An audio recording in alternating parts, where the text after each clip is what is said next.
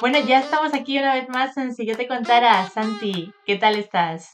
Pues muy bien, hoy especialmente contento por la invitada que tenemos, que me hace muchísima ilusión y porque además es uno de los temas que más nos estaban pidiendo, ¿verdad? Hablar de la inteligencia emocional, de la neurociencia, así que con muchísimas ganas de empezar.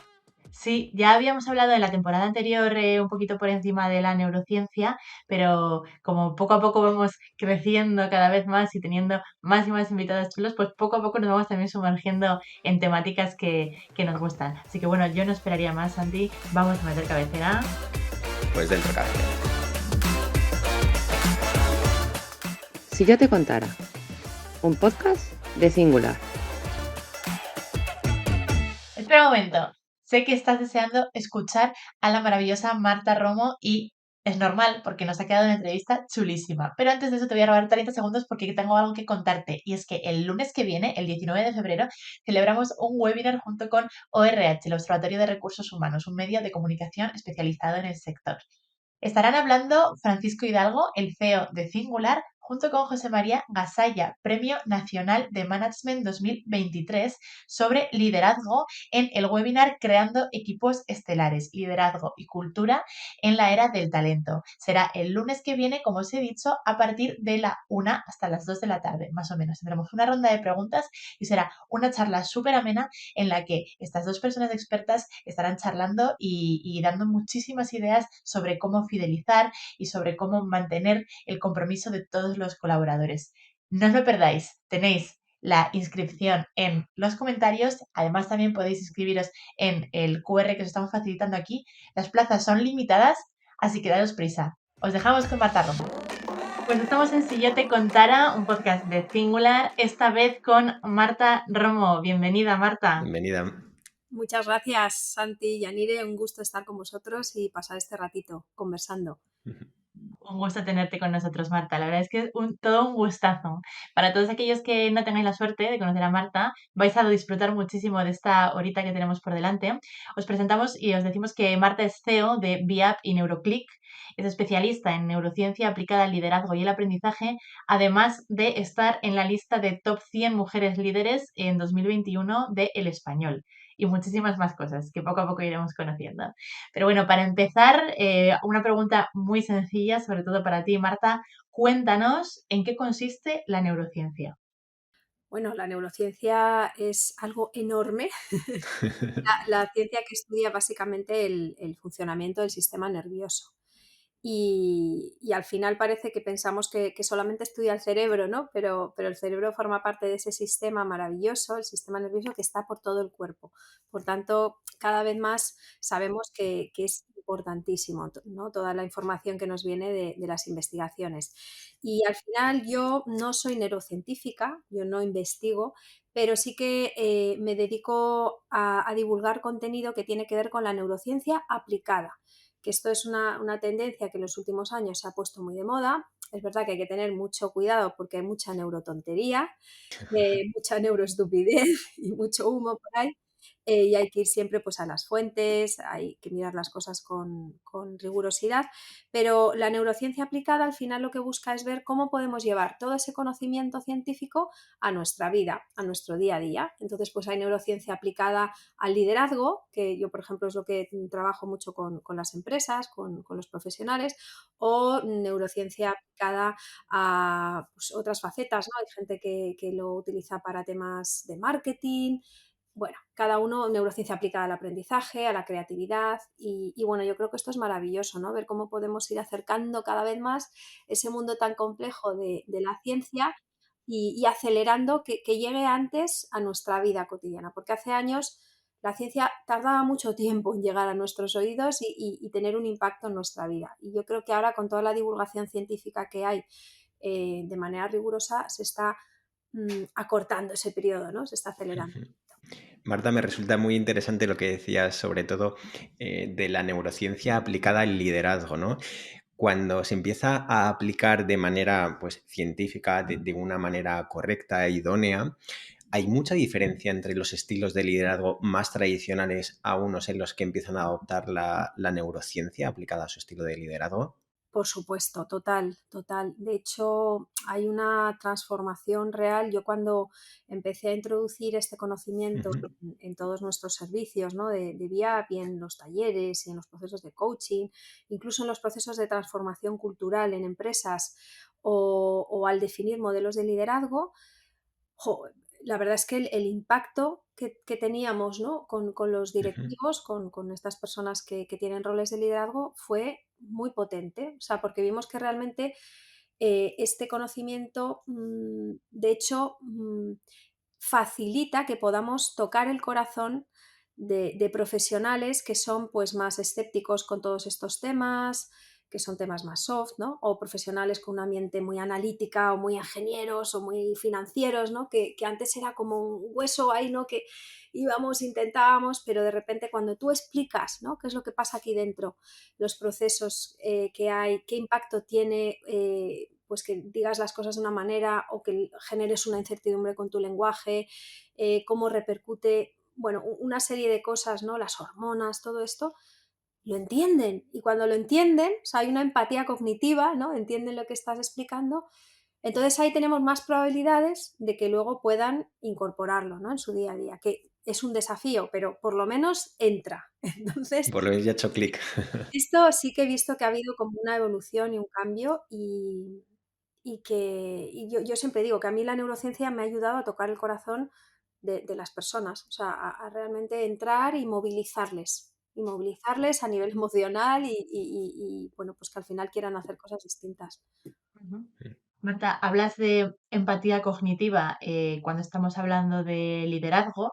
Em, ¿Y qué pasa cuando estamos hablando de neurociencia aplicada al aprendizaje? ¿Qué partes del cerebro o qué power skills, por así decirlo, tendríamos que empezar a toquitear para que el aprendizaje sea mucho mejor? Sí, bueno, este tema a mí, igual que el tema del liderazgo y de las emociones y todo esto, pero el tema del aprendizaje es mi tema, es porque yo soy de formación pedagoga y siempre pues me he dedicado a investigar, ahí sí que investigo todo lo que tiene que ver con cómo aprendemos, ¿no? Y esto es lo que me llevó luego a especializarme en neurociencia aplicada. Y fíjate, aquí, sobre todo, a mí lo que me parece más interesante o que puede resultar incluso más divertido es identificar la cantidad de, vamos a decir, como ya he dicho antes, neurotonterías o estupideces o mitos que hay en torno al aprendizaje. Por ejemplo, si hablamos de, vamos a ver alguno así, que puede resultar a lo mejor diferente a lo típico que se suele escuchar, ¿no? Pero, por ejemplo, al hablar del mundo de la atención, que es algo apasionante y que hoy en día pues, es uno de los recursos más escasos que tenemos, ¿no? Cómo sintonizamos con nuestra atención, cómo somos capaces de liderarla. Pues hay un mito extendidísimo que tiene que ver con las distracciones, ¿no? Y todo el mundo habla de las distracciones internas, ¿vale? No que de repente venga Ujú. un manito o que te llamen por teléfono, sino cuando tú estás a lo mejor trabajando o en una conversación y de repente se te va el santo al cielo o te metes a hacer otra cosa que no toca o coges el móvil, ¿vale? Ese tipo de distracciones que son como internas, ¿no? Pues tienen muy mala prensa. O sea, distraerte es lo peor del mundo, ¿no? Parece que no te puedes distraer y tal. Pero fijaos, si cambiamos la perspectiva y en lugar de pensar que las distracciones son trampas para nuestra productividad y nuestro aprendizaje, realmente pueden ser trampolines, auténticos trampolines, porque una distracción no es otra cosa que tu cuerpo hablándote de una necesidad no satisfecha, que normalmente tiene que ver con algo fisiológico, pues que tienes hambre, que te falta grasa, porque tu cerebro necesita grasas, no necesita glucosa para funcionar adecuadamente, que necesitas, que a lo mejor te sientes solo en un momento dado y coges el móvil, o que te estás aburriendo con esta tarea que estás haciendo, joder, pues cambia de tarea. Entonces, ser capaces de identificar eh, en qué me estoy distrayendo y con qué tiene que ver, de qué necesidad me está hablando, y ver, elegir, ¿no? Desde la libertad, oye, ¿satisfago esta necesidad o me espero, pero por lo menos sé lo que me está sucediendo? Pues cuando tú empiezas a incorporar esto en tu día a día, es que transformas tu atención. Porque de repente te das cuenta, ah, bueno, es verdad, es que me estoy aburriendo, pues no pasa nada. ¿Puedo cambiar de tarea? Sí. O en lugar de hacerlo sentada, me puedo ir a dar una vuelta y hablar por teléfono, pelotearlo con algún compañero, ¿no?, de trabajo y luego volver a la tarea. Fenomenal, se te ha pasado el aburrimiento y puedes continuar, ¿no? Y además con más fuerza. Mientras que cuando viene una distracción y la juzgamos y nos peleamos con ella o no le hacemos caso o no la entendemos, el cuerpo cada vez habla más alto, ¿no? Porque hay una necesidad.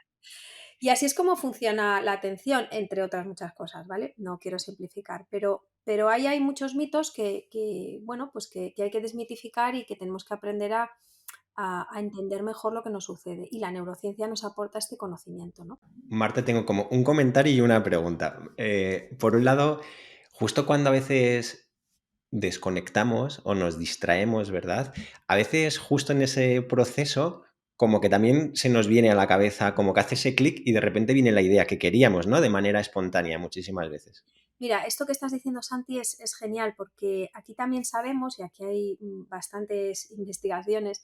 De hecho, mira, yo esto fue una de las cosas primeras que descubrí que me voló la cabeza.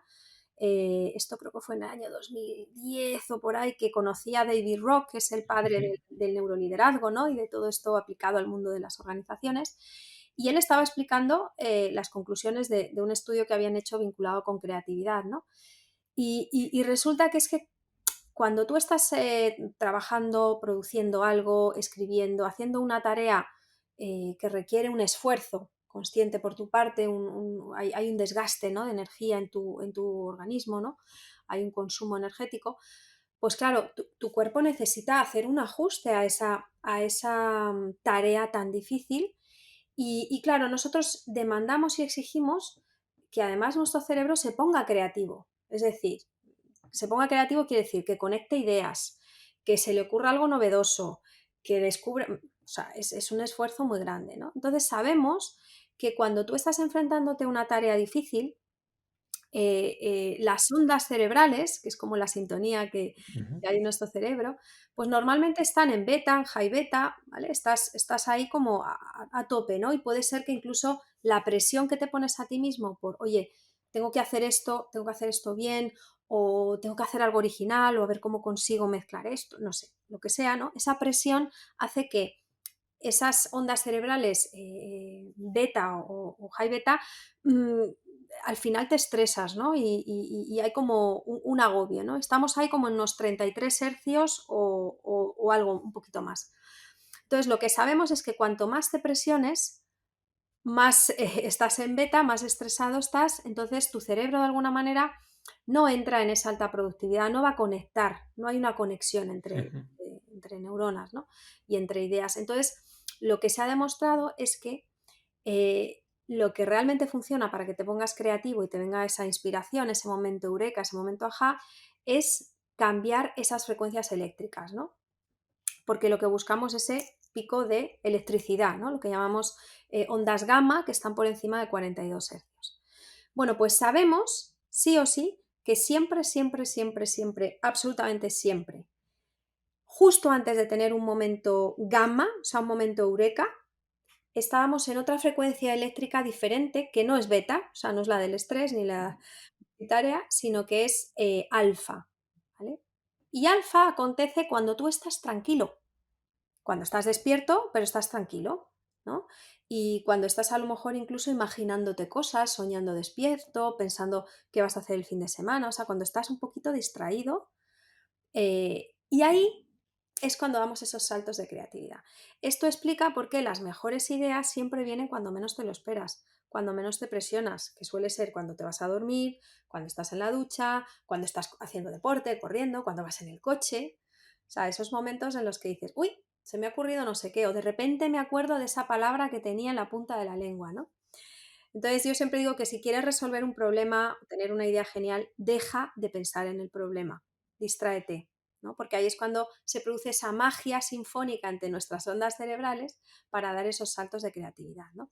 Y además es que tu cuerpo, y con esto termino, que es que me gusta mucho este tema y me enrollo un montón, tu cuerpo va a tratar de evitar constantemente que de beta, que de estrés, te pongas en gamma, te pongas creativo, porque ese salto de 33 a 42 hercios te podría provocar un ataque epiléptico incluso, o sea, podría ser perjudicial para tu salud. ¿vale?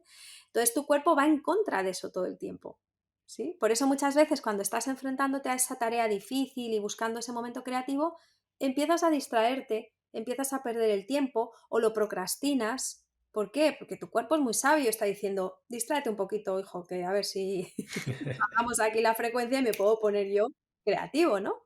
Entonces, cuando tú esto lo sabes, lo entiendes y lo empiezas a incorporar en tu vida, pues puedes hacer cosas tan sencillas como que a mitad de tarea distraerte. Yo muchas veces estoy con propuestas difíciles para clientes, tal, y entonces me pongo a ordenar la mesa. Digo, venga, déjalo. Oye, según estoy ordenando, ya continúo de otra manera, me ha venido no sé qué, ¿no? Entonces, o antes de enfrentarme a una tarea difícil, pues voy a buscar información en internet, me voy a distraer un poco, ¿no? Y esto ayuda mucho, fíjate, es perder un poquito el tiempo para después ganarlo. Así que yo ya sé por qué muchas ideas que tengo son cuando camino, Marta.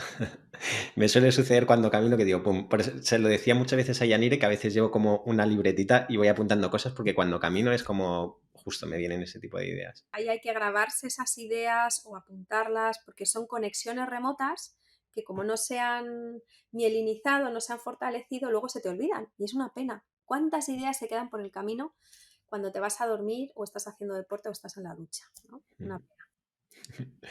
Por otro lado, Marta, yo he leído muchas veces que también la atención se puede entrenar, ¿no? O se podría entrenar. Es verdad que tenemos un sistema, corrígeme aquí si lo digo mal, que creo que es el sistema reticular, ¿verdad? Que nos focaliza muchísimas veces la atención. ¿Eso se puede entrenar para que empecemos a focalizarnos en determinadas cosas? Sí, bueno, aquí el sistema reticular de activación ascendente, bueno, a veces también se habla de descendente, Descendente. tiene mucho que ver con cómo funciona nuestra atención, pero y suele ser algo bastante automático. O sea, aquí el tema está en que cuando tú quieres controlar tu atención de manera consciente, ¿no? Elegida, Ujú. al principio es muy difícil porque es una cuestión de tiempos, todo va tan rápido dentro de nosotros, en menos de un segundo ya ha pasado algo, ¿no? Y no te has enterado, ¿no? Entonces hay que bajar un poquito las revoluciones, hay que ir despacio, hay que ralentizar, ¿no? Y entonces el entrenamiento para trabajar con la atención tiene mucho que ver con la actividad contemplativa, ¿no? Que mucha gente dice, pero ¿y por qué ese tipo de...?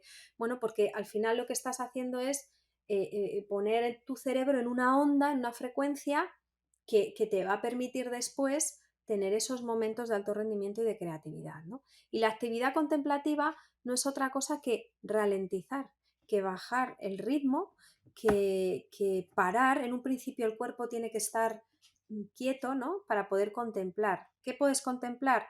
La respiración, ¿no? Como hacen toda la corriente de mindfulness, ¿no? La presencia, ¿no? El estar aquí ahora. Pero también puedes entrar en actividad contemplativa cuando estás a lo mejor por la montaña caminando, ¿vale? Ahí el cuerpo está moviéndose y contemplando la naturaleza, que eso nos conecta muchísimo, ¿no?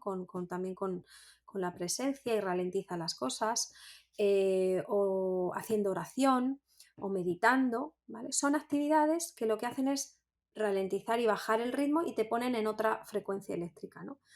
Entonces, yo creo que en base a repetir, ¿no? A entrenar este tipo de actividades contemplativas, al final este sistema tan automático se va de alguna manera también entrenando, domando y relajando, ¿no? Y aprendiendo a enfrentarse a las situaciones de una manera mucho más sosegada.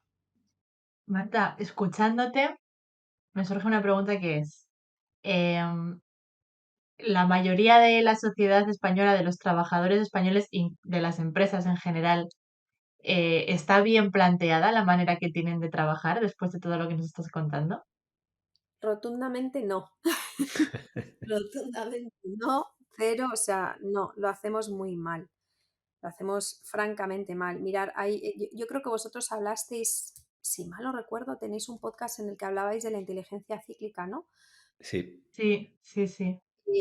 Como seres humanos tenemos ciclos, no solo a lo largo del tiempo, sino en cada uno de nuestros días. Tenemos ciclos que tienen que ver con la luz, que tienen que ver con el sueño, que tienen, o sea, y tiene también mucho que ver con las secreciones hormonales de nuestro cuerpo, ¿no? Por ejemplo, sabemos que a primerísima hora de la mañana a partir de las 5, aquí claro, hay peculiaridades en función del individuo, ¿no? Pero entre las 5 de la mañana, 5 o 6 de la mañana, es cuando empezamos a segregar cortisol. O sea, es cuando que el cortisol por la mañana es maravilloso, es gracias a él pues regula la temperatura, nos levantamos de la cama, o sea, es el que nos da energía, ¿no? Y fíjate que desde las 5 de la mañana hasta que nos levantamos, porque pocas personas se levantan a las 5 de la mañana, perdemos un espacio de tiempo maravilloso donde podríamos ser hiperproductivos, ¿no? Bueno, sabéis que el libro, ¿no? Y todo el club, este libro del Club de las 5 de la mañana está basado en todo esto, ¿no? Mm, Entonces, ese pico de cortisol, yo siempre digo, vamos a aprovecharlo, que a lo mejor tu horario de trabajo empieza a las 8 de la mañana o a las 9, qué pena, qué pena porque te has perdido ahí, pero oye, pues aprovecha para hacer deporte a esa hora, ¿no? Em, bueno, entonces terminamos muy tarde, alargamos mucho las jornadas. Otro tema que es terrorífico es el tema de la luz, o sea, el hecho de estar encerrados en oficinas, que hay gente que dice, no, pero tenemos una cristalera, me da igual, el cristal no deja entrar lo que tiene que entrar, ¿no? Para que tú recibas esa alimentación lumínica, para que tú recibas esa vitamina D, para que realmente te nutras de la luz del día, ¿no? Y estamos ahí metidos pues, bueno, pues mucho tiempo encerrados, ¿no? Eh, bueno, no sé, hay muchísimas cosas que estamos haciendo y que la vida moderna estamos viendo que va en nuestra contra, ¿no? Y hablamos un poco de progreso y yo digo, jolín, si es que nuestros abuelos eran mucho más progresistas, perdona que te diga, o sea, iban mucho más a favor de sí mismos y a favor de la ciencia. La siesta, ¿no? Pues sabemos que una siestecilla de 7 o 9 minutos es maravillosa, ¿no? Porque luego vas a poder estar muchísimo más productivo. Claro, ¿quién se echa la siesta cuando estás en una oficina trabajando? Pues o trabajas en Google, que tienen unas salas y unas cosas maravillosas, o, a ver, o te vas al coche a echar la siesta, pero no, realmente no. Y luego la duración de las reuniones. Yo recuerdo hace un par de años que hablé en un post de las reuniones de pie, de por qué no tenemos reuniones de pie y serían muchísimo más cortas y muchísimo más productivas. La gente estaría mucho más atenta, saldría con las pilas puestas, ¿no? Hacemos reuniones de 40 minutos, de 1 hora, de hora y media, de 2 horas. Dices, pero Dios mío, ¿no? Entonces realmente hacemos muchas cosas que van en nuestra contra con todo el ujú. mundo del trabajo. Mm. Es para reflexionar, la verdad, es para reflexionar. Marta, de hecho, en vuestra web vosotras explicáis, bueno, vosotras me refiero a ti y a Pilar Jericó, porque estoy hablando de Viap, ¿vale? De la empresa en la que eres CEO y socia fundadora. En vuestra web explicáis que una persona dedica la mitad de su jornada laboral a negociar, reportar, gestionar equipos y sus emociones, pero estas competencias no se enseñan prácticamente en ninguna escuela. De todas estas competencias que estamos, que mencionas y con las que nos encontramos día a día a la hora de trabajar, ¿con cuál es la que más acostumbráis a encontraros como necesidad principal? ¿Qué es lo que le suele faltar al talento para gestionar bien todas esas responsabilidades que tiene? Bueno, yo te diría dos. Nosotras hablamos mucho de inteligencia profesional, ¿no? Porque se ha hablado durante Ujú, mucho tiempo y ha sido maravilloso, ¿no? Hablar de inteligencia emocional, pero cuando hablamos en el mundo del trabajo no solo es la emoción, es que hay más cosas que te pueden ayudar a desarrollar ese talento del que hablabas, ¿no? Entonces, dentro de este tema, yo destaco dos, ¿vale? Que están absolutamente, que correlacionan, ¿vale? Una de ellas es precisamente esa inteligencia emocional, pero entendida como entender mis emociones y actuar en consecuencia, ¿vale? No tanto la regulación y tal, que sí, pero es más entender la emoción y actuar en consecuencia a la emoción. Y la segunda, importantísima, y que es la herramienta de liderazgo sin duda alguna, es la comunicación, las habilidades conversacionales. Y aquí nos centramos mucho en esa correlación entre cómo estoy yo, o sea, la emoción y cómo me comunico contigo, para ser honesto, para buscar la honestidad. Y luego también nos centramos mucho cuando hablamos y trabajamos comunicación en el uso de la palabra, porque al final la palabra es la gran olvidada.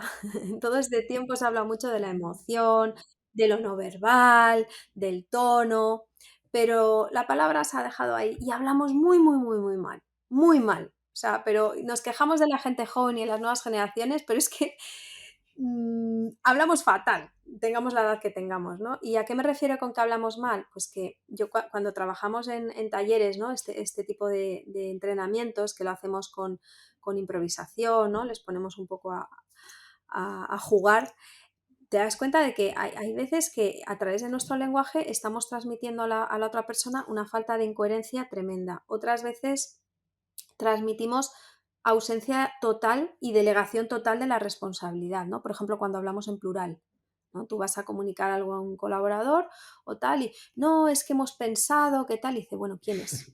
A ver, ¿quién Justo. es? ¿A quién acabas de traer aquí a la sala? No, no, yo, pero bueno, ¿y por qué no hablas en primera persona, no? O se ha decidido en impersonal, ¿no? O desde grupo, o la central, o los de recursos humanos, ¿no? Como si fueran un ente. El caso es que tú te quitas de en medio todo el tiempo, ¿no? Aunque hayas participado con otras personas de la decisión, tú estás aquí y ahora comunicando y haciéndote responsable de esto, ¿no? O, bueno, el uso del condicional, utilizamos muchísimo el condicional, ¿no? Me gustaría hablar contigo, quería comentarte, bueno, ¿querías o quieres, no? Entonces, de nuevo te estás delatando con tus palabras, con el uso que haces del lenguaje, de lo nervioso que estás, de que no quieres estar en esta conversación, de que no te lo has preparado, lo que sea, ¿no? Entonces, bueno, yo creo que estos son los dos grandes desafíos que tenemos en el liderazgo y, bueno, a nivel profesional. Uno es comprender y actuar en consecuencia a mi emoción y el segundo, el uso de, o sea, las habilidades conversacionales, la comunicación, ¿no? Y centrándonos especialmente en cómo utilizamos las palabras y cómo son coherentes con la emoción, con cómo estoy, etcétera, etcétera, ¿no? Aquí justo, Marta, muchas veces, o al menos una percepción que tengo, no acabamos de hablar bien, porque muchas veces precisamente no somos capaces de signar la emoción que estamos viviendo, que nos está atravesando. A día de hoy, precisamente hablabas de nuestros abuelos eran mucho más ricos en el conocimiento de sus emociones, sabían ponerle palabras precisas. Nosotros muchas veces preguntamos, ¿cómo te sientes bien o cómo te sientes uf? Sí. No sabemos si estamos alegres, estamos contentos, si estamos nerviosos. Y eso yo creo que luego se va notando también o se traslada precisamente al lenguaje, ¿no? Sí, de hecho, yo hay veces que yo misma me doy cuenta que de repente Sí. me pregunta alguien, oye, ¿cómo estás?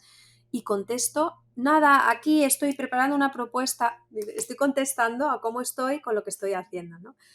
Pero claro, es que para responder a esa pregunta te tienes que parar, ¿no? Ralentizar y decir, ostras, ¿cómo estoy, no? Es que no me estoy enterando, ¿no? Y vamos tan rápido, o sea, uno de los grandes problemas también del mundo profesional, del mundo en general, pero a nivel profesional es la velocidad que llevamos con todo. Y creemos que eso es productividad, ¿no? Entonces, claro, vamos tan rápido que no tenemos conciencia de cómo estamos. Para saber cómo estoy tengo que parar, ¿no? Y pensarlo. A mí ese tema me preocupa mucho porque cuando tú vas rápido, esto genera estrés. O sea, ir rápido ya, por definición, te eleva tus niveles de estrés, eleva el cortisol en sangre cuando no toca, etcétera, ¿no? Y cuando tú vas rápido, al final vas en tu contra muchas veces. Yo siempre digo una frase que para mí es muy fuerte, que es que las prisas matan los valores. Esto, repito, las prisas matan los valores. Entonces, tú cuando vas rápido, vas a ser capaz de contradecirte a ti mismo, de ir en contra de algo que para ti es importante, ¿no? Yo muchas veces pongo el ejemplo de la educación de mi hijo, ¿no? Yo tengo un peque de 7 años y yo soy una firme defensora y apasionada de la disciplina positiva, del lenguaje en positivo, ¿no? De, oye, no gritarle, poner límites, pero sin gritar, etcétera, ¿no?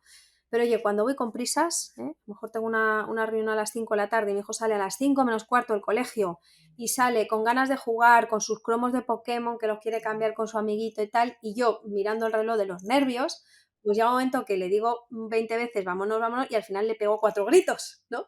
Y digo, ay madre, no, ya luego me siento fatal, pero digo, ¿qué ha pasado? Claro, es que iba con prisa. Entonces, cuando vamos con prisas, todo tiende a ir peor. Entonces, el contexto, además, este mundo, ¿no? Que hemos pasado un poco de hablar de VUCA, ahora hablamos del mundo Bani, tiene la palabra, o sea, el acrónimo de ansiedad, Ujú. ¿no? La A de ansiedad, y dices, jolín, o sea, ya por definición el contexto genera ansiedad. Ya, por definición, esta es la nueva normalidad. Uf, tela, tremendo. Entonces aquí tenemos que hacer un poco de, pues eso, de autocrítica y de meter el freno de mano y de decir, esto se me da las manos, porque el contexto es lo que va a favorecer. Totalmente, totalmente. Hay que saber cuándo parar, pero muchas veces, de todas formas, no es difícil, ¿no? Porque ya no es solo que tú puedas identificar que tienes que parar y saber hacerlo, sino que la organización, tu jefe, esté de acuerdo con ello, ¿no? En ese sentido, también volvemos un poco al tema del liderazgo. Creo que es muy importante que los primeros que sean conscientes de estas necesidades y de que realmente se funciona mejor cuando paramos y no cuando Total. seguimos y seguimos y seguimos, tienen que ser, tienen que ser los líderes de cada uno de los equipos. ¿Cómo hacemos esto? O sea, ¿cómo conseguimos mentalizar eso? Y sobre todo la pregunta es, ¿la mentalidad de los líderes cambia primero o primero cambia la mentalidad de los colaboradores y en consecuencia los líderes no tienen más remedio que cambiar de mentalidad? Sí, bueno, a veces viene top-down, o sea, depende, ¿no? Siempre cuando hablamos de transformaciones, ¿no? En una organización hay que transformar el mindset de los líderes, sin duda, porque son los que están marcando un poco esas tendencias, ¿no? De comportamientos. Pero muchas veces yo he sido testigo de transformaciones donde hemos ido más por abajo, buscando agentes de cambio, contagiadores, personas que hacen push hacia arriba, ¿no? Y lo consiguen. Y es que al final, fíjate, hay un tema para mí muy relevante cuando hablamos de liderazgo, que es en qué orden voy a trabajar yo mi liderazgo, ¿no? Entonces, obviamente, lo primero es autoliderarme, ¿no? Yo me conozco, me regulo mi propio liderazgo. Pero luego enseguida nos vamos a liderar al equipo o a los colegas. No, no, no. El siguiente paso es el liderazgo ascendente. O sea, si yo no soy capaz de liderar a mi jefe, de poner límites, de decir que no a esto, que sí a esto, de proponer cosas, es que no voy a poder. O sea, es el primer paso después de salir de mí mismo, o sea, liderazgo ascendente. Hay que mirar hacia arriba. Estamos súper equivocados, ¿no? Entonces yo creo que esto, cuando los colaboradores y los mandos medios van entendiéndolo y atreviéndose y ven que es que no pasa nada, que es que no pasa nada, pues las transformaciones son diferentes y son más reales y mucho más, acontecen de una manera mucho más acelerada.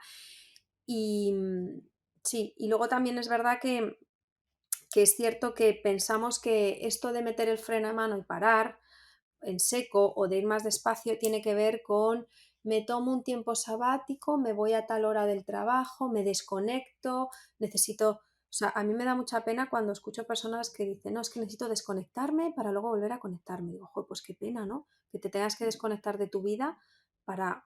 O sea, qué horror de vida para que luego... no sé. Entonces, creo que es mucho más inteligente ir más despacio en el día a día. O sea, es que no se trata de... Y ahí tú sigues avanzando, pero con mucha más, no lentitud, sino más conciencia, más presencia. O sea, hablamos de presencia, pero para que eso suceda tienes que ir un poquito más despacio. Entonces hay veces que hay que sacar cosas de la agenda, que hay que dejar de hacer cosas. A veces estamos muy apegados a algunas cosas que dices, pero si es que esto no cambia nada, si es que si esto no lo haces no va a tener ningún impacto más que en ti, porque a ti te da seguridad, porque a ti te gusta, pero realmente, ¿no? Entonces también aprender a soltar cosas para que podamos bajar ese ritmo tan acelerado, yo creo que es la clave, ¿sabes? No frenar, ni parar, ni desconectar, no, ir un poquito más despacio todos los días. Esto es lo que encerraría realmente, Marta, es trabajar inteligente versus trabajar duro, ¿no? Que muchas veces duro es no parar, no parar, y a veces necesitamos trabajar como inteligente, tener nuestros espacios. Y me ha gustado mucho, fíjate, porque tenía un poco de noción, pero nunca lo había puesto con esas palabras, lo de una vez que nos lideramos nosotros necesitamos liderar en ascendente, más que a los compañeros, ¿no? Y en muchísimas organizaciones con las que trabajo es verdad que como el siguiente paso que la gente pretende es voy a liderar a mi equipo, a mis compañeros, antes que ese liderazgo ascendente. Mm. Así es, o sea, todavía no estamos mentalizados de que realmente el movimiento es hacia arriba para luego poder bajar, ¿no? Porque muchas veces, bueno, y nosotras en VIAP esto lo hemos visto fruto de nuestro trabajo, decir, ¿qué pasa aquí, no? Que estás trabajando en liderazgo de equipos, la persona se trabaja a sí misma y tal, pero no avanza la cosa, no consigue, claro, porque de repente por arriba hay una traba, hay un freno, o hay algo tóxico a veces también, o sea, entonces claro, si eso no lo desarticulas, no lo pones en orden, es que eso se carga todo lo demás y además se carga a la persona, ¿no? Que luego sufre un montón. Por eso siempre hay que empezar por ahí. Y de ahí ya te tiras a la piscina. Y encima vas, cuando hablamos de empoderamiento, muchas veces dices, no, es que te va a ayudar muchísimo a tu propia sensación de empoderarte el hacer ese movimiento hacia arriba. ¿Sabes? Que luego vas ya al equipo, es que te comes el mundo. Tú te sientes mucho más respaldado, ¿no? Bueno, Marta, y entiendo también que para esto que estás diciendo, em, entra en juego otra de las facetas de tu vida profesional, como puede ser NeuroClick, que es un centro de entrenamiento cerebral. Cuéntanos en qué consiste eso de entrenamiento cerebral. ¿Cómo va esto? Bueno, el entrenamiento cerebral se puede hacer de muchas maneras, hay muchas técnicas, muchas herramientas, ¿no? Yo utilizo una herramienta que, bueno, pues que a mí me fascinó cuando la descubrí, allá pues fue en el año 2010, yo empecé con todo esto en el año 2011, y es un sistema de entrenamiento cerebral que lo que busca es armonizar las ondas cerebrales, esa actividad eléctrica de nuestro cerebro que eh, se hace un lío, ¿no? Se desentona precisamente por este estrés que tenemos, esta vida ajetreada, pues vamos a ver cómo la podemos ir armonizando poco a poco, en base también al entrenamiento, a repetir, vamos dando toques de atención a tu cerebro para que aprenda a regularse a sí mismo, a este nivel, ¿no? Eléctrico. ¿Cómo lo hacemos? Pues bueno, lo hacemos primero medimos la actividad eléctrica durante 33 minutos, ¿vale? Es lo que dura una sesión de entrenamiento y en esa medición la hacemos con un pequeño electroencefalograma, ¿vale? Para ir midiendo y en tiempo real vamos viendo esa actividad eléctrica. Y luego, ¿cómo le damos información al cerebro sobre lo que está haciendo para que baje o suba o, ¿no? ¿Cómo le damos ese Ujú. toque de atención? Bueno, pues lo hacemos con estimulación auditiva. Yo trabajo con estimulación auditiva, la persona tiene unos cascos y está escuchando una música que cada vez que detectamos que hay una desconexión, hay una distracción a nivel cerebral, que hay un pico de algo, algo que no está en su sitio, la música emite una pequeña interrupción, digámoslo así, ¿no? Un sonido extraño que corta el ritmo y la armonía de la música. ¿Vale? Es como cuando tú estás escuchando la radio y se sintoniza mal y se oye mal. ¿Cuánto tiempo aguantas tú escuchando eso? Que no puedes, enseguida vas ahí a sintonizar, ¿no? Pues es un poco esa incomodidad de, uy, ¿no? Y es como un, ¡hey! ¿No? Vuelve aquí, ¿no? Entonces, bueno, y todo esto en el preciso instante en el que sucede. Por eso está muy automatizado. A mí me gusta mucho este sistema porque no interviene tanto el humano, que podemos cometer errores. Yo hace años lo hacía manual y es verdad que vas a destiempo, no eres tan rápido como el cerebro, ¿no? de la persona. Y ahora se hace todo mucho más automatizado, también gracias a pues, toda la inteligencia artificial, todo esto que ha beneficiado mucho este tipo de tecnologías, ¿no? Y al final es un entrenamiento muy poco conocido, bueno, cada día se está hablando más de esto, se llama neurofeedback, que bueno, pues que hay personas que lo utilizan porque tienen dificultades, pues muchas veces temas de déficit de atención, hiperactividad en niños, trastornos de lenguaje, trastornos de comportamiento, de alimentación, y otras veces tiene más que ver con esos estados de falta de creatividad o de exceso de estrés, ¿no? Bueno, o problemas de sueño, funciona muy bien con el tema de sueño. Sí, entonces la verdad es que es apasionante, es una maravilla, ¿no? O sea, realmente lo que hace el neurofeedback es que cuando cuando tú dejas de escuchar esa música bien, entrenas a tu cerebro para que lo más rápido posible se sintonice correctamente. Claro, eso es. En ese momento que hay alguna desviación, ¿no? En tus ondas cerebrales, en esa sinfonía que deberías estar tocando en un momento de tranquilidad, donde estás a lo mejor viendo una película o durmiéndote, porque mucha gente se duerme y el entrenamiento sigue, ¿no? O pensando en cualquier cosa, pues es ese toque de atención de "Ch", y el cerebro enseguida vuelve, ¿no? Y dice, ah, vale, aquí. Y aprende de sí mismo. Al final es un aprendizaje, ¿no? Marta, em, En tu libro Entrena tu cerebro tienes también como algunas claves importantes o gráficas muy bien la importancia que tiene también la alimentación, tanto pues en el tema de las emociones como en la parte de la neurociencia.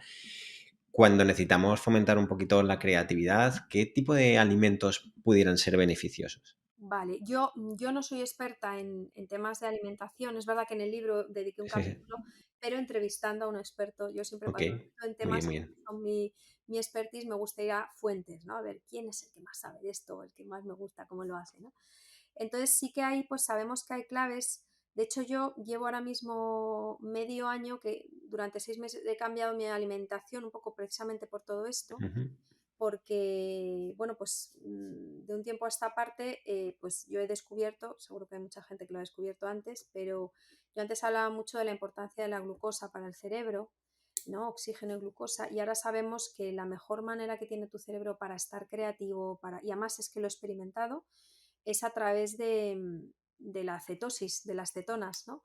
Y tu cerebro para esto necesita, para entrar en cetosis, necesita grasa, ¿no? Nuestro cerebro, la mayor parte de la composición del cerebro es grasa.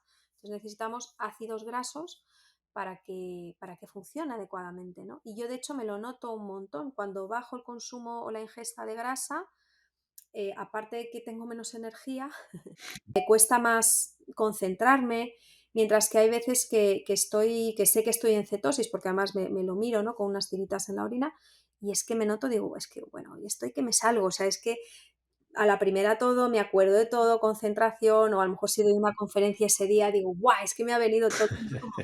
Entonces es increíble, porque yo lo estoy experimentando, estoy un poquito empezando a investigar este tema y para mí creo que es una ventana interesante a explorar, ¿no? Cómo a través de la alimentación podemos realmente conseguir que nuestro cerebro se ponga creativo de manera directa, ¿vale? ¿Y qué alimentos, qué ácidos grasos? Pues todo, pues ácidos grasos, pues pescados, el huevo, aguacates, la mantequilla, no la margarina, la mantequilla, aceites de calidad, aceite de oliva virgen extra, bueno, todo este tipo de nutrientes que nos proporcionan, o sea, estos alimentos que nos proporcionan esa grasa buena que necesita todo nuestro cuerpo, pero especialmente también nuestro cerebro. Qué bueno y qué importante es, ¿eh? O sea, muchas veces al final simplemente decimos, tengo que cuidarme, tengo que tal, y al final nos empezamos a cortar eso, estamos todo el día comiendo lechuga y muchas veces no somos conscientes de que cuidarte de una manera, a lo mejor físicamente para verte mejor, hace que en la cabeza no estés tan bien y seamos una montaña rusa. Es muy importante tener todo controlado, la verdad. Pues Marta, estamos ya terminando casi. La verdad es que siempre se pasa muy rápido muy rápido. estas entrevistas. Yo, bueno, yo lo estoy disfrutando mogollón. Pero a mí no me gustaría terminar sin ir un poquito más allá y bueno, animando un poco, seguro que has animado después de escuchar esta entrevista, seguro que muchísima gente se ha animado a empezar a trabajar su cerebro, ¿no? A empezar un poquito a programar su cerebro a través de neurociencia. Entonces, ¿cómo puede una persona empezar con esto? ¿Cuáles son algunos consejos para que empiece poco a poco en este camino? Bueno, para mí el consejo más importante que yo puedo dar en este sentido, bueno, es bastante simple, bastante sencillo y es la base de todo. O sea, por mucho que tú digas, ay, pues voy a comer súper bien y además voy a meditar y voy a hacer ejercicio y voy a tener momentos de desconexión, vale, muy bien. Pero si tú no duermes adecuadamente, todo eso me va a dar igual. ¿Vale? Entonces, la base de un buen entrenamiento cerebral para que durante el día estemos disponibles para recibir toda la información que recibimos a través de los sentidos y procesarla y aprenderla y todo esto, necesitamos cuidar la noche. Entonces, yo siempre digo que el día no comienza cuando te despiertas, ni cuando te levantas, ni cuando suena el despertador. No, el día comienza cuando te acuestas. O sea, el nuevo día comienza a las 00, a las 12 de la noche. Ahí ya estás diciendo que es el día siguiente, ¿no? Pero eso no lo entendemos. Entonces, si tú quieres tener un buen día, cuida la entrada a la cama, cuida la noche anterior, ¿no? Hay veces que tenemos malos días y decimos, bueno, esta noche ya descansaré. No, no, es que tienes un mal día porque es que no has cuidado la noche anterior. La noche siguiente te va a permitir tener un día bueno o malo al día siguiente, ¿no? Entonces, el sueño es la base de nuestro bienestar cerebral. O sea, si tú un día has dormido poco, has dormido mal, y ya no te digo una temporada durmiendo mal, como a veces pasa, ¿no? Cuando de repente te conviertes en mamá o en papá y el sueño se trastoca, pues es que lo que vives es que vas arrastrado por las esquinas, estás de mal humor, estás irascible, la fuerza de voluntad se va al garete, estás menos concentrado, te cambia el carácter, etcétera, etcétera, etcétera, ¿no? O sea, el impacto que tiene es demoledor, demoledor. Por eso tú puedes hacer lo que quieras, pero si no descansas la noche anterior, te va a dar igual, ¿vale? Entonces, cuidar esas entradas a la cama, ese proceso de inicio del día, ¿no? Cómo te vas a acostar de la mejor manera para que tu sueño sea reparador. Y aquí hay consejos muy sencillos y muy fáciles, como por ejemplo las actividades transitorias. Antes de irte a dormir, intentas siempre todos los días hacer lo mismo, la misma actividad, porque esto le está diciendo a tu cerebro que lo siguiente es irse a dormir y entonces ya eléctricamente va cambiando las frecuencias, ¿no? Respetar esos ciclos que tenemos y ese reloj biológico que tenemos y tratar de acostarte y levantarte a la misma hora. Tener esos rituales a la hora de dormir, ventilar la habitación antes de dormir y que tenga una temperatura no excesivamente caliente, por ejemplo, ¿no? Bueno, hay una serie de cosas, o no irte a dormir enfadado, bueno, no ver pantallas, o sea, cosas como muy de sentido común, pero que luego no es tanta práctica común, ¿no? Pero que nos Al van a final luego es consolidar ese hábito, ¿no, Marta? Generar como unos hábitos. Eso es, que forme parte ya de tu rutina, de tu manera de empezar el día. A mí me ayudó mucho esto de decir, ¿cómo quiero empezar el día? ¿No? Y ya empiezo, es como, empiezo de cero, ¿no? Pues venga, me voy a lavar la carita, me voy a poner mis cremitas, ahora me voy a cama, leo un poquito, luego doy gracias, ¿no? Me preparo la ropa el día siguiente, o sea, una serie de cosas que todos los días, pues te están ayudando a entrar en el día de una manera consciente, porque de alguna manera estás dedicándole tiempo, te estás induciendo al sueño y estás buscando pues que al final la noche tenga más probabilidades de que vaya bien, ¿no? Y que puedas descansar. Entonces, para mí esa es la base de todo, absolutamente. Qué bueno, qué bueno. Bueno, pues ya sabéis por dónde tenéis que empezar. El sueño es fundamental. Yo estoy de acuerdo. Además, yo soy una fan de dormir, así que estoy de acuerdo contigo. Y es muy importante. Sí que es verdad que es muy importante descansar para empezar el día con buena cara, con buena actitud. Santi, ¿tienes alguna cosita más que comentarle a Marta antes de terminar? Pues vamos, darle las súper gracias porque me ha encantado tenerla aquí en el podcast. Y luego, Marta, ¿dónde te pueden encontrar los oyentes? ¿Dónde estás en redes por si a alguien le apetece bichear un poquito más sobre quién es Marta Romo? Pues nada, súper de nada. Santi y Anire, pues nada, es fácil. Marta Romo, pues estoy en Instagram, estoy en X, estoy en LinkedIn. Donde más activa estoy es en Instagram y en LinkedIn normalmente. Y luego, pues bueno, también tengo el blog, ¿no? De Marta Romo y el blog de VIAP. Ahí también estamos publicando cositas, pero vamos, que es súper fácil encontrar. Es muy fácil encontrar a Marta, así que ya sabéis, elegid vuestra plataforma favorita, que ahí seguro que está presente. Muchísimas gracias, Marta, por acompañarnos. Hemos aprendido muchísimo. Nada, muchas gracias a vosotros y un abrazo. Muchísimas gracias, Marta. Muchas gracias, Santi, por supuesto. Sí. Y a todos vosotros que nos estáis escuchando, espero que hayáis disfrutado. Ya sabéis, nos vemos la próxima semana. Estamos en LinkedIn como Singular y en hola@singular.es y como si yo te contara en Instagram, Spotify y YouTube. Nos vemos en la próxima. Hasta pronto.